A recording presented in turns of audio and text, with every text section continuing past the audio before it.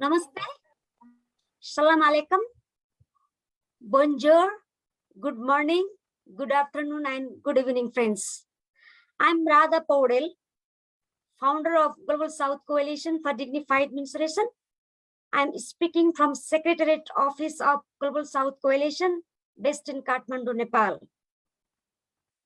As you all know, Global South Coalition is a global network for changing the narratives around menstruation from hygiene to dignity, from the 5 days bleeding to life cycle approach, from girls and women to people who born with uterus and ovaries.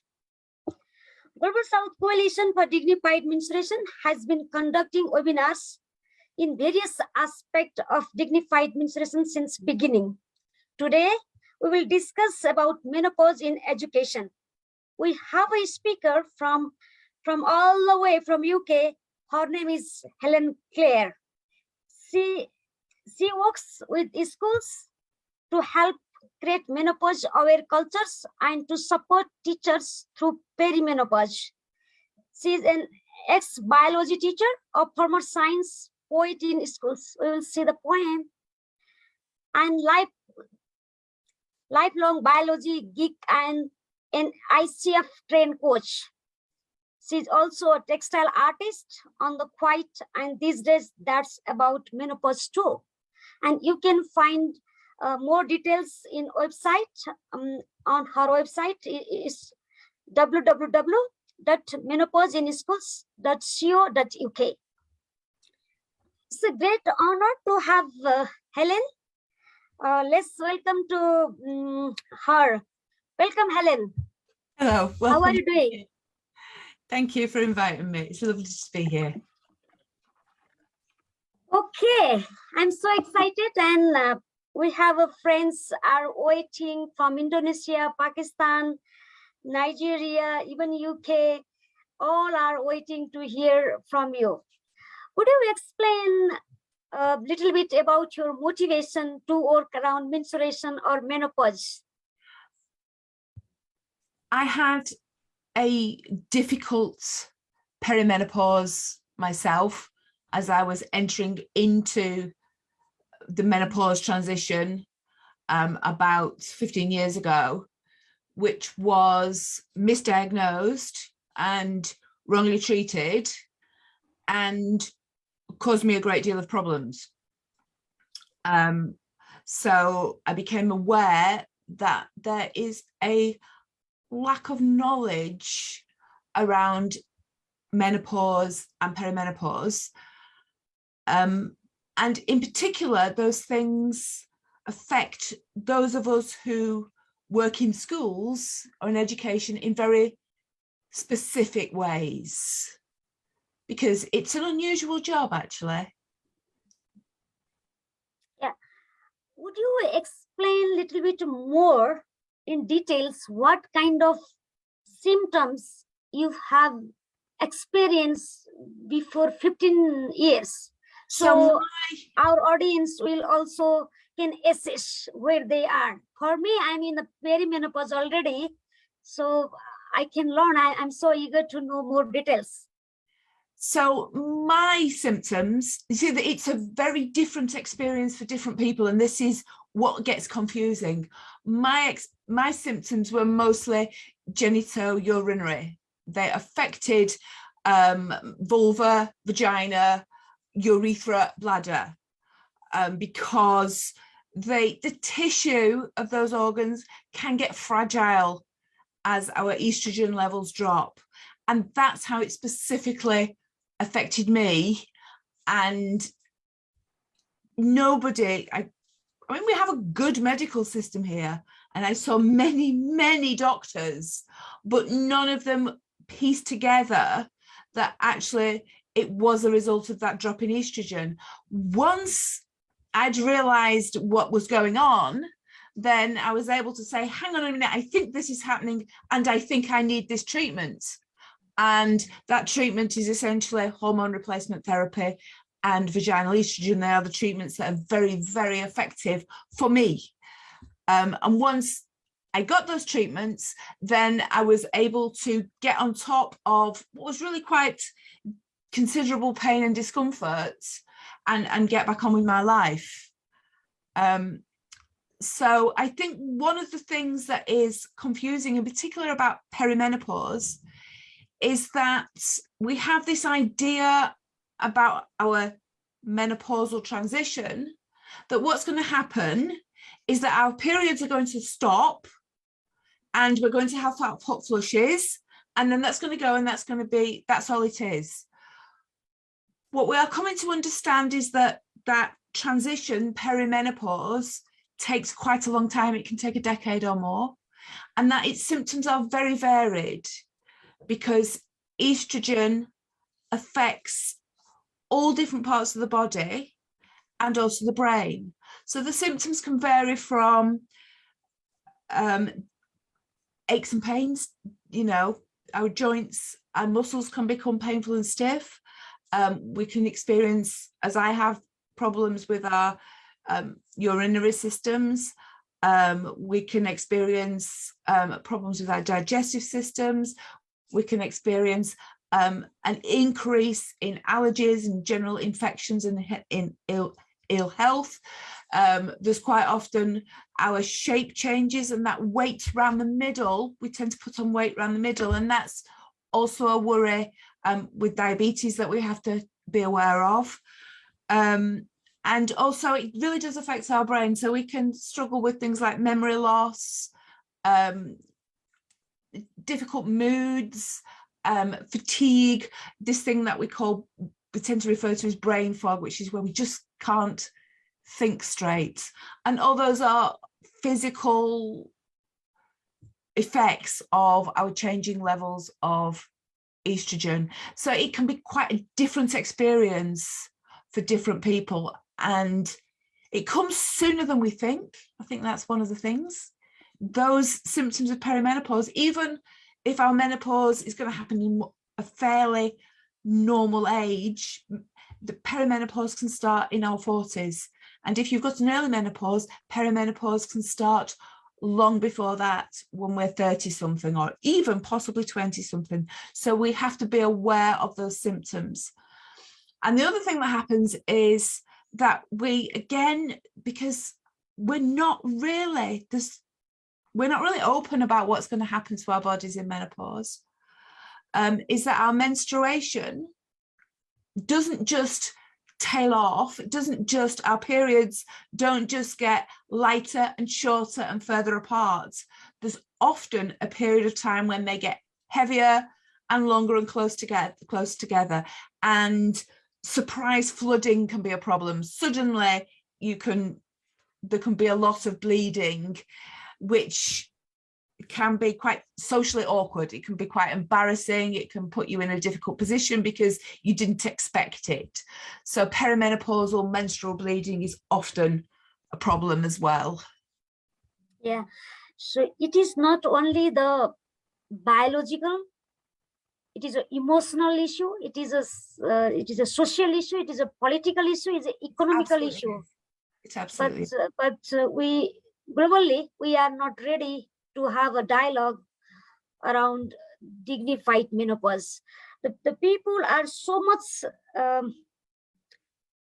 talk about menstruation, first menstruation, or they are worried about whether the girl have a menstruation or not, because they are looking for the babies, reproduction, and silently they are talking something about menstruation, but they are not talking about menopause.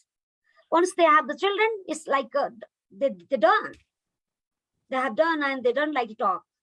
I totally agree with you. Thank you so much for sharing your very, very moving experience. Why did you think the menopause add to the issue of silence or taboos in UK and globally? I think we're squeamish about women's bodies. Women's bodies, we do the messy stuff. Our bodies, we have babies, we have milk, we have blood, we have, our boss. And I think people are embarrassed about that messiness. I think with menopause in particular, as you said yourself, we have such a focus with women on their fertility that we're not that interested in what happens when their fertility is over. It's just, you know, and the medical profession, when it deals with women's bodies, is all about enabling them to have babies and not about enabling them to look after their bodies once they've had babies and once their childbearing years are over. I think women themselves also worry that if they are honest about how difficult menopause is, that it will lead to more sexism, that it will lead to people going, oh, women, they have this menopause and so it makes them rubbish at their jobs and we shouldn't give them jobs. So I think there's also that concern that it leads to more discrimination against women if we're honest about things that are difficult. Yeah. Global South Coalition believe that the power and patriarchy is constructed and shaped by the menstrual discrimination. Mm-hmm. It is a form of discrimination. Yes, yeah, it is. The discrimination refers to taboos, stigma, restriction, abuses, violence associated with the menstruation throughout the life cycle of the menstruators. So when we go through the friends, when we talk about the menstruation, especially in the Global South, we have a feeling that, oh, this is only the matter of the Global South. The Global North people are not like that. They have education, they have the technology, they have the systems, they have the policies, they have everything, so they don't suffer. Right now, while listening you, it's really the very serious issue, even in the Global North, right? It is a serious issue. I mean, we are making improvements, but I think, yes, people are still reluctant to talk about it, and women are finding that things are happening to them in their lives and their bodies that they don't, that they may not fully understand. And if we don't understand what's happening in our bodies, then we're not empowered to do something about it. And I think a lot of our problems are probably different to yours, but we still have doctors who are quite dismissive of women's problems during menopause, who say, oh, don't make a fuss, it's just natural. So there's still that. At the moment, we have there's a shortage of hormone replacement therapy in this country, which means that a lot of women are on a particular treatment for their menopause symptoms, and suddenly they can't get that treatment, and that their symptoms have come crashing back. So that's a problem at the moment here. Okay, thank you. Given this background, what would be the reasons for incorporating the menopause in education? Because you are working in schools since beginning of your career, and then you continue it. So why should we discuss, or why should we incorporate menopause or menstruation since the schools and college and universities or at the policy level? So education is certainly in this country a sector that's very highly populated by women. There are many more women teachers than there are male teachers, and a significant number of those teachers are in the menopausal transition. They're perimenopausal or menopausal, a lot of us. So that's one thing. There are a lot of menopausal teachers, enough for it to make a difference to how a school functions, to the function and the morale of the school, because there will be in any school several teachers who are going through this, some perhaps with no difficulty, but a significant number who might be experiencing difficulties. So that's the one thing. There's quite a lot of us. So other things, teaching is a stressful job. And we know that stress has a tendency to make menopausal symptoms worse. We know quite often when we're teaching, certainly in this country, I don't know about how it is there, but some of the young people we are dealing with are struggling emotionally themselves for various reasons, particularly now after the pandemic. Young people, emotional problems in young people are very high. So as teachers, it's really important that we are able to manage our emotions so that we can manage the emotions of the children that we're working with. And sometimes when perimenopause disrupts our own emotional regulation, that can make that tricky. A lot of teachers I talk to find memory loss particularly problematic, that we can forget words and phrases that we know well. And that's quite embarrassing when that happens in front of a class, you know, when you're talking to a class about something and you forget the word that you were just going to say, and that kind of puts you on the spot. So I think that memory loss is a problem. Fatigue is a problem. I mean, as all teachers are exhausted right now. We've had, I'm sure you have too, we've had a very difficult couple of years.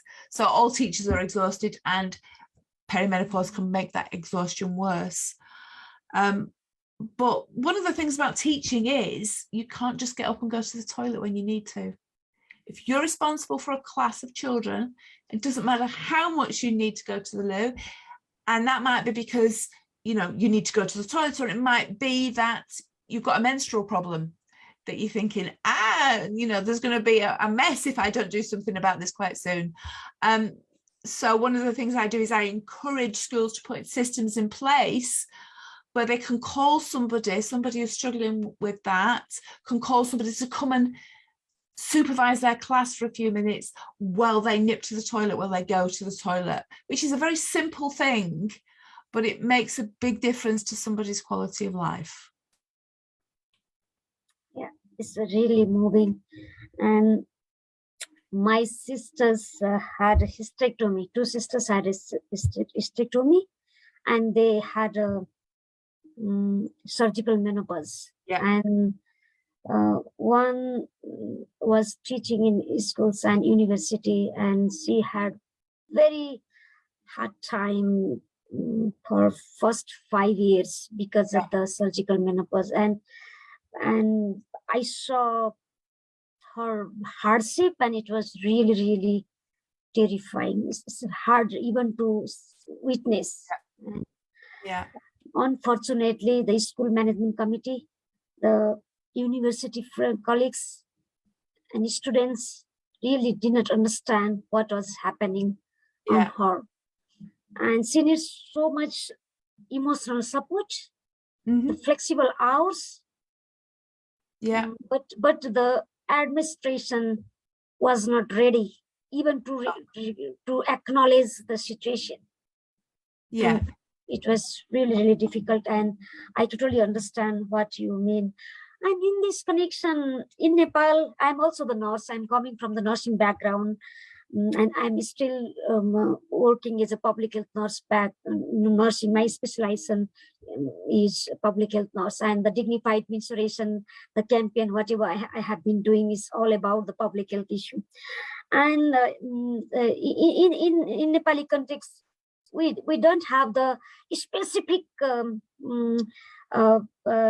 text, or the it's not included in the curriculum. We simply discuss about the anatomy, physiology of the menstruation and menopause, but we don't discuss the different kinds of issues like social, political, economical, emotional, physical kind of issues, and the discrimination associated with these, and that and its impact on the women's or menstruators' health and her family and the entire community. So what is look like in UK? What is the situations?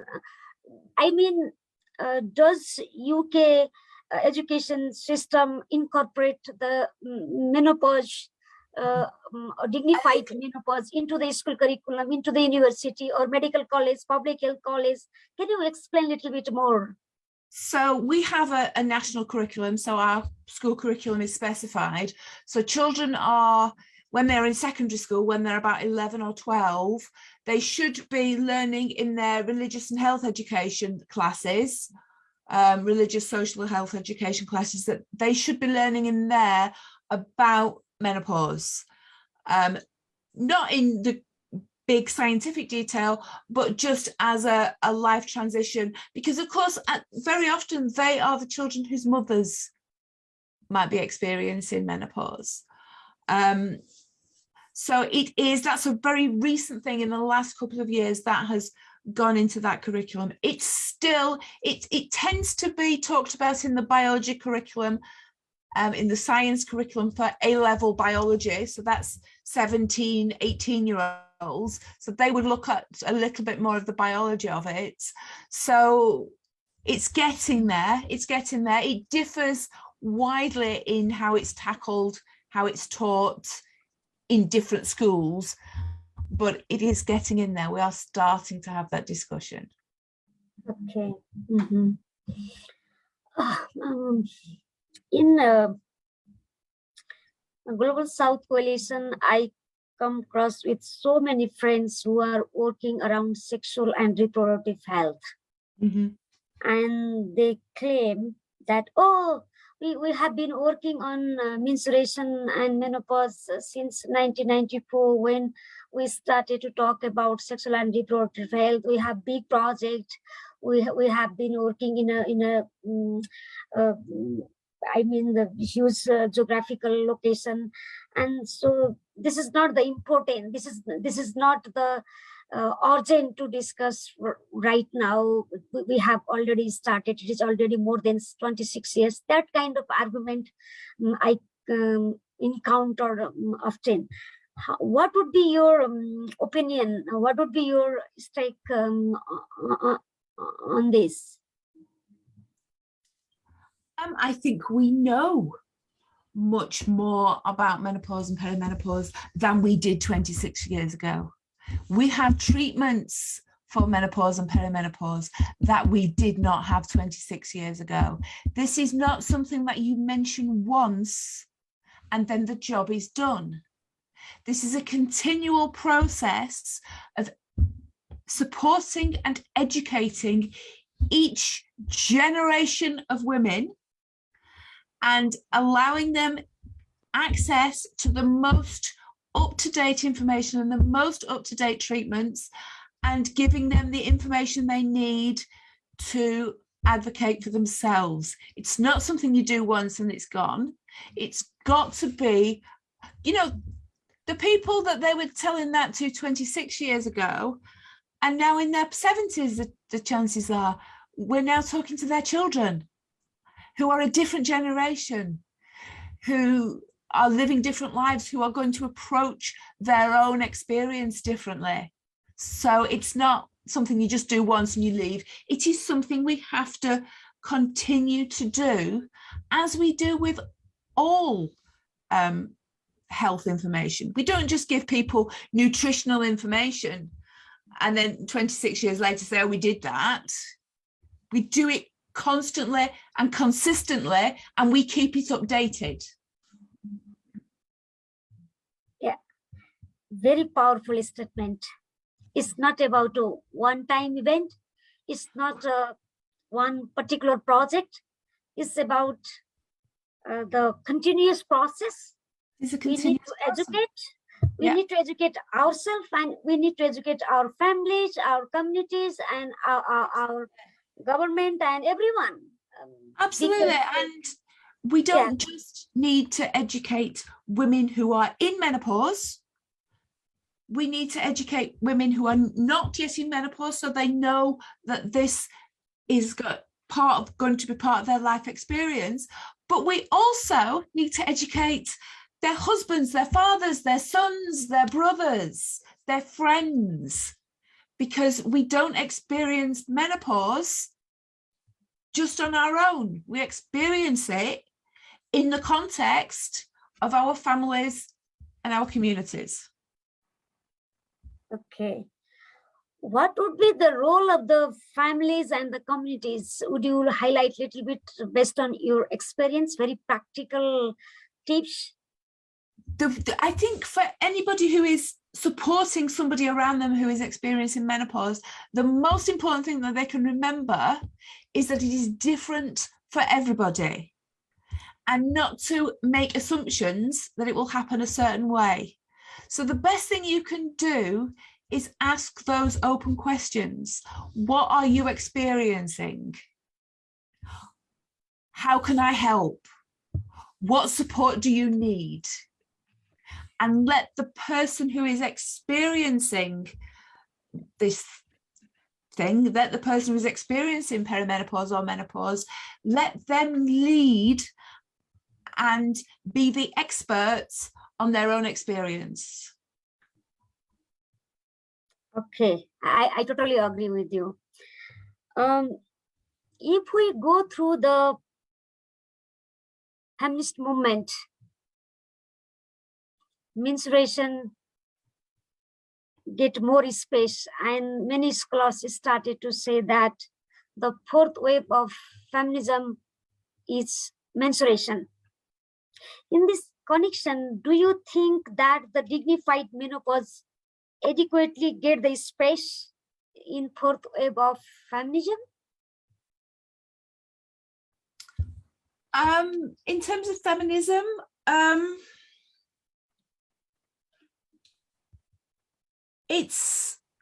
obviously it's not the only thing that feminists are concerned with, but it is understanding our own bodies is absolutely crucial. It seems to be, to me, where everything starts. How do we function as equal and empowered people in our families and in our communities and in our society if there's not an understanding of the way our bodies work, and if our needs to manage our own health are not being met? So when we're in menopause, we need access. That might be access to different medications. It might be an understanding of our dietary and exercise needs, and the space and opportunity to do those things. That it's not always easy for people to do those things.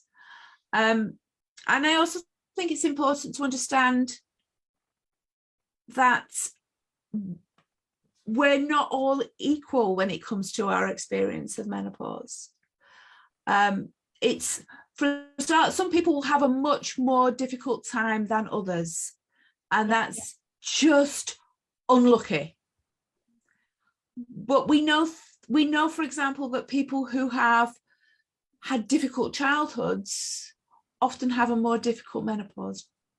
We know that people who are perhaps grieving infertility, which is another subject here, we talk a lot about fertility, but life can be really quite challenging for women who are unable to have children.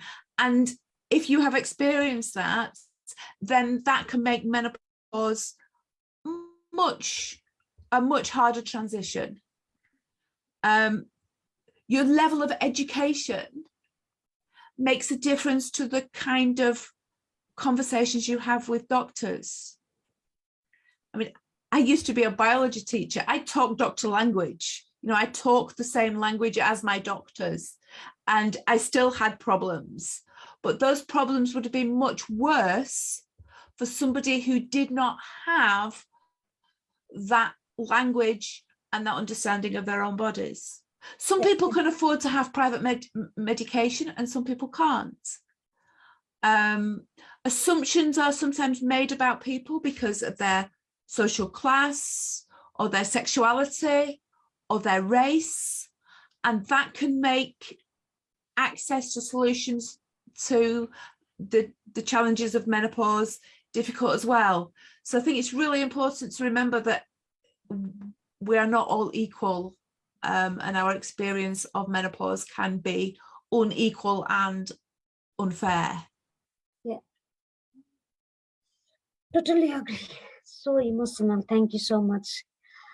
Since you have been working a lot in schools, would you share the activities what you have been doing menopause in schools, so our friends can replicate or can start from your experience? Because So usually people don't think that the menopause is important in schools or in education. So I need the very specific right, activities so so we can learn.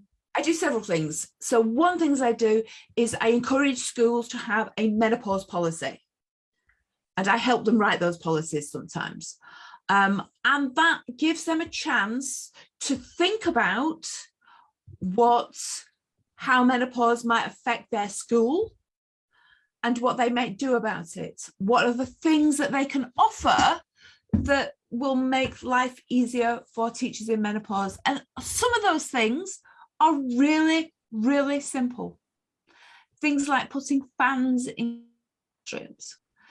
Things like having a system that can just briefly release a teacher to go into the toilet.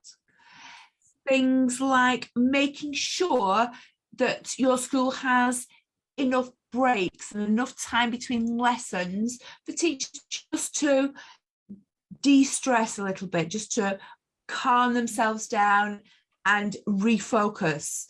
And that's, of course, important for all teachers and not just teachers in menopause.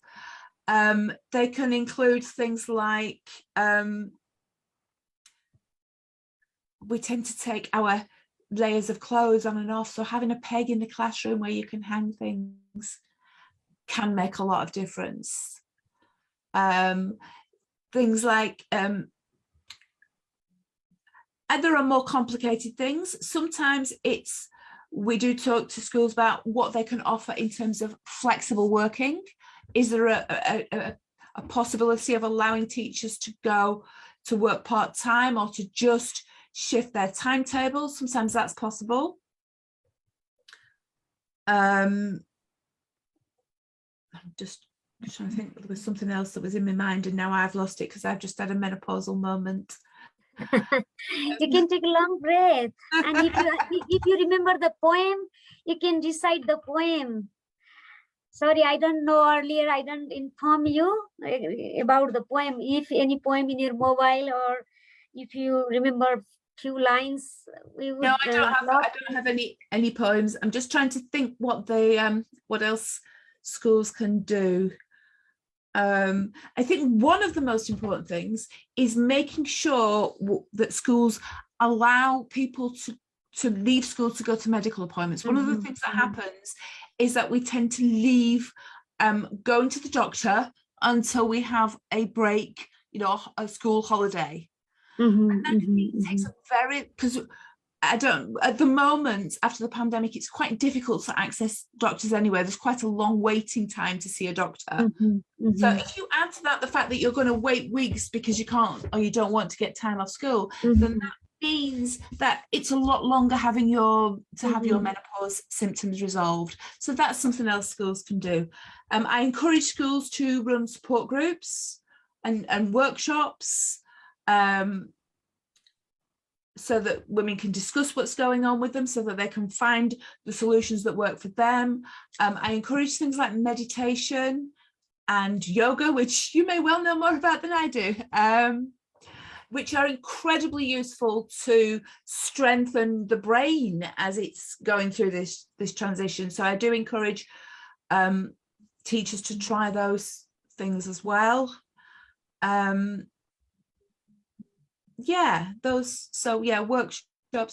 Workshops and support groups, as well as getting the school to write the menopause policy, think about what they can do to support. So this kind of policy are in place at the school level policy or under the Ministry of Education? Where should be these policies takes place? It depends. That's the answer to that. Sometimes we don't, it's not the departments for education who are like your Ministry of Education. It may be a local education authority.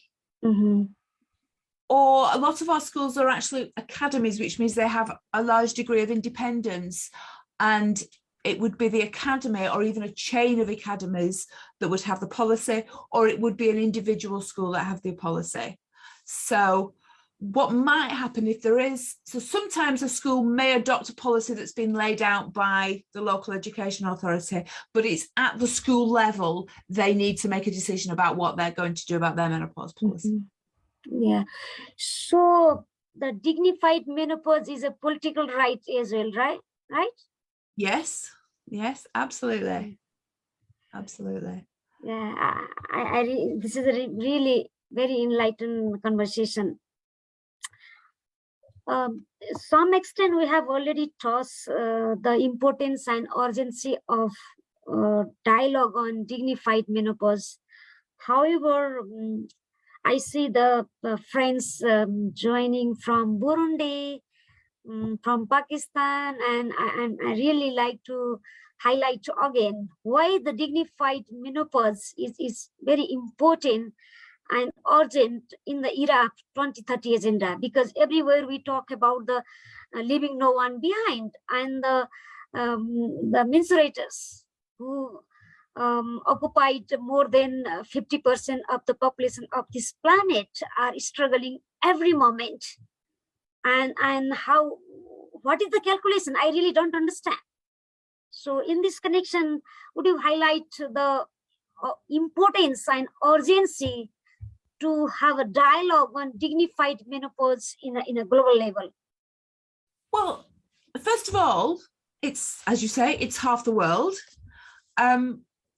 And it's the half of the world that's holding the rest of the world up. Women, middle-aged women, older women are incredibly important. They do amazing work in their schools. The schools would suffer without them. They do amazing work in their families and their communities. So if menopausal women, if women in midlife are not able to look after their own health, then they are unable to fulfill that role in supporting other people and doing the important work that they do. So if you don't support women, then everybody loses out. Yeah, very powerful, very powerful. Right now, globally, we have been seeing so many campaigns around menstruation, especially focusing on menstrual hygiene. And the next month is May, and May 28th is a International Menstrual Hygiene Day. Okay. And in UK, there are so many organizations. I know few of them, and most of them focusing on menstrual hygiene, period poverty. And so the weight, while we talk about the menstruation in the political level, we have already done on menstruation. We have a International Menstrual Hygiene Day, and we celebrate the menstrual hygiene day. We produce and we distributed the free menstrual product in schools, in offices. That kind of things we can see in Scotland, in New Zealand, in Nepal, in India, in Kenya, many parts of the world. And then while seeing the other side of the coin, the pre-menopause, menopause, and after menopause, there is no talk. And how do you see the dignified menopause in a course of menstrual movement right now? Well, again, I think it's important to say about menstruation that it doesn't just happen on one day. We have a tendency to go, oh, it's menopause day today, and we'll all talk about menopause. but menopause does not go away. Even after we've gone through that perimenopause and reached full menopause, we still have to know how to make the best of a postmenopausal body for the rest of our lives. So these things do not go away. They are constant. And we are beginning to talk about them. But in a sense, the problem, as long as talking about them is something unusual, then that's a sign that there's still a problem. Yeah. We should be able to talk about menopause as easily as we talk about the weather. And we talk about the weather in England a lot because it's always changing. But it should be that easy. It should be that commonplace, that it's just something we talk about and nobody really notices that we're talking about anything unusual. It's just the way we talk about life, the way we talk about weather, the way we talk about ourselves. It's just part of life. And that's what we need to get to, where people just go, it's just a part of life. It's just a part of life that we deal with. And it's not something special to talk about. But we're not there yet. Yeah. Often I feel missing feeling within myself when I observe so many moments, so many campaigns going all around the globe, and I really salute them. They created the space for the menstruation and menopause, but they really don't like to talk about the other side of the coin, the menopause. And unless and until we don't talk about the discrimination, unless and until we don't talk about the dignity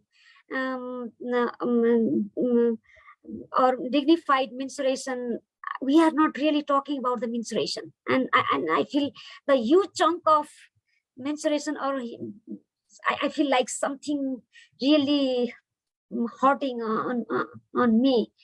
And I really like to urge to all the friends, the global campaigns who are working passionately, tirelessly around menstruation. I really like to make a call to have a dialogue on dignified menopause as well. Without having dialogue at the personal, family, societal, schools, we cannot really achieve the dignity in our life, because the menstrual discrimination construct and shape the power and patriarchy very systematically and the incident basis. So if we are really ready to smash the patriarchy, we have to have a dialogue on dignified menstruation and dignified menopause, the two sides of the coin. We do. And there are lots of practical things we can do to help. And there are lots of things that we need the medical system to do to help. And there are lots of things we need our employers to do to help. But the one thing that every single person can do to help is just talk about it. It's to just be open about it. And that's how every single person helps make this happen. Yes, absolutely. While working on around menopause in schools, or dignified menopause, it's a difficult course you choose. This is your choice, though it is very challenging. What kind of challenges you have experienced? Would you share a little bit? And how did you overcome these challenges? So one of the challenges is that schools are quite often short of funds, and they're expected to do quite a lot with that money. Mm-hmm. So that can make a difference. So I try and give people practical things that they can do that really don't cost very much money. You know, what are the very, I ask the questions about what are the very simple things we can do that make life easy for perimenopausal and menopausal women that are not going to cost a lot of money. And the other thing I think is the business of embarrassment. And I think the biggest thing that we do to overcome embarrassment is not to be embarrassed ourselves. At least, if we're embarrassment is transmissible, we catch embarrassment from other people. If somebody is embarrassed, then somebody else feels embarrassed. So one of the most important things we can do is just not be embarrassed and not expect embarrassment from other people. And that helps, I think, make that discussion more complicated, more comfortable. One of the objections I sometimes get is the idea that menopause is natural, therefore we don't have to do anything about it. To which I generally answer that, well, a heart attack is actually natural, but you wouldn't let somebody, you wouldn't let somebody just have a heart attack and not help. Just because something is natural doesn't mean that people don't need support with it. Okay, very interesting. And do you see the role of the boys and men to amplify the campaign on dignified menopause? They're really important. They're really important. And men are starting to talk about it, and it's always a gift when a man is prepared to have that discussion and not be embarrassed. And I'm very fortunate. I have I have male friends and a very dear brother who will talk about these things with me. I don't give them much choice, if I'm honest. They talk to me that we are going to end up talking about menopause at some point. And I think, to be fair, I think as women, we have to take some responsibility for that, because traditionally we have really chosen not to speak honestly about our bodies to men. We've actually actively, if I think what my mom, my mother and my grandmother were like, they would not, they would like, no, these are nothing, it's nothing to do with men, it's nothing to do with men. My grandmother would have shriveled up and died rather than mention menopause publicly. So we've done that as women. We have made that choice to not have that conversation with men, because we've perhaps not trusted them enough to have that conversation. And now we have to break that silence. We have to be open with them and offer them the opportunity to have that conversation. Because in my experience, a lot of men are actually curious and sympathetic. So we just have to let them in. Yeah, totally agree. And by society, traditionally, historically, they have a more power, whether we like or not. Yeah. And all men are not bad. Some of my favorite people are men. Yeah, and we'll use that power to support us. Yes. So they are the ally to have a dialogue on dignified menstruation and create a gender equal society. Absolutely. And without having a partnership, the real partnership, real sharing of the power, by having or initiating the dialogue on dignified menstruation or menopause, it is not possible. Absolutely. Since beginning of the Millennium Development Goals, globally there are the organizations, the networks started to work on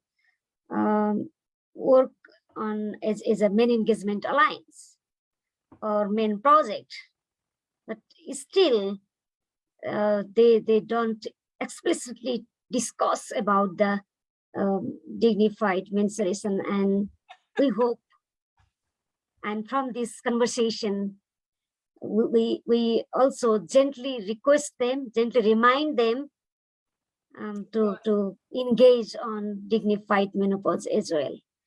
As I shared earlier, the next month, May, May 28th, is an International Menstrual Hygiene Day. And hundreds, thousands of organizations, they have already organized the activities and around International Menstrual Hygiene Day.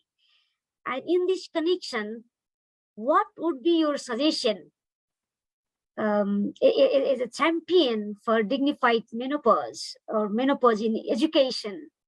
What kind of education you are expecting on the day of Menstrual Hygiene Day? I'm not sure. I mean, I'm not sure what I'm doing. I will be probably posting about the kind of flooding that happens in perimenopause and to be aware that that happens and to be prepared for that to happen. I have to say that honestly, we are having a conversation about period poverty, but I think it's important to say that if we didn't have poverty, we wouldn't have period poverty. So it's part of a bigger picture. Nobody, whether they're menstruating or not, should be that poor that hygiene products are inaccessible. So there's a whole bigger political conversation to have about that, both within individual countries and the globe, is to say, why are people that poor, and why are we not, as an international community, dealing with that poverty? On a practical level, there are one or two companies now in the UK who are making what we call period knickers, which is just a washable product. It's just your knickers, and it's got a lining that you can really wear them all day, and they will absorb a tremendous volume of blood, and then you can wash them out at the end of the day, and they are an absolutely brilliant product, and they're very nicely fitting and quite secure, and a lot of women are finding that that gives them quite a lot of reassurance and freedom when they're menstruating, and I think I would like to and they're obviously also, because they're washable, they are environmentally friendly, and it would be wonderful to see more women have access to that sort of product. Yeah, absolutely. Global South Coalition also will be organizing various activities across the member countries in both Global North and Global South. But we have a theme, menstrual talk, dignity first. Okay. Whatever you have been working, either you talk about the menstrual cup, or menstrual pantry, or menstrual tampon, or menstrual pad, biodegradable, non-biodegradable, whatever you talk, maybe the education, maybe the health, maybe the environment, whatever you talk, that's okay. This is your project, this is your strength, that's fine. But we strongly recommended to bring the dignity front and center. Without having a dialogue on menstrual dignity, it is not possible. The menstrual product, menstrual hygiene, the infrastructure is important for the dignified menstruation. Yeah. But this product, this infrastructure does not guarantee the dignity of the menstruators throughout the life cycle. Let me give one example from UK. It was just released in last month. The 78% girls did not join the sports after onset of their menstruation, because of the because they're afraid from leaking. See, for us, for the people who are living in a poor countries, we assume that we don't have a good knowledge, we don't have a toilet or water or the soap or product, and that is why we need that kind of campaign. But in UK, everything is there. Well, I think all those projects are important, but let's be honest here, it's just blood. Yes. We don't. So if a man cuts himself shaving and he gets blood on his shirt, we don't make a fuss about it. We're like, oh, it's just blood. That's all. Yes. And if there's a slight stain, it's really not the end of the world. Obviously, we don't want that to happen. But if it does happen, so what? It's just blood. Let's stop making a fuss about a very ordinary thing. Yeah, absolutely. And that is why the menstrual dignity or dignified menstruation is very, very important. While we talk anything about menstruation, we need to put the menstrual dignity at first. That is why we said menstrual talk, dignity first. Yes. And from this conversation, on behalf of Global South Coalition, I gently remind to all our friends and the others who are going to mark the International Menstrual Hygiene Day, please include the menstrual dignity in your conversation. And while you include menstrual dignity, you need also include the menopause, dignified menopause. If there is a stigma, if there is a taboo, if there is a restrictions, if there is the whispering to talk about the menopause, we really can't live with the dignity as we deserve. And we all believe on the human right. We all believe on the political right. And this is the high time to claim our right by ourselves. Yes, absolutely. We are about to close. We only have 3 minutes. Helen, it's really very nice to not only the nice, it's a great honor and privilege to have you and discuss about dignified menopause in education. I think many of my friends did not think that way. I vividly recall the conversation with the education minister 3 months before in Nepal, and we were there for submission of the petition. What kind of things should include in a medical education, nursing education, public health education, and including the primary education, because from the age of 5, 6, 7 years, the boys and girls knew something about menstruation, and then they started to practice the discrimination. And that is becomes so stronger while the menstruators are in a phase of perimenopause and menopause. That is why the menstruators are more in trouble during perimenopause and menopause. And that time the minister was saying, "Oh no, we were doing nice.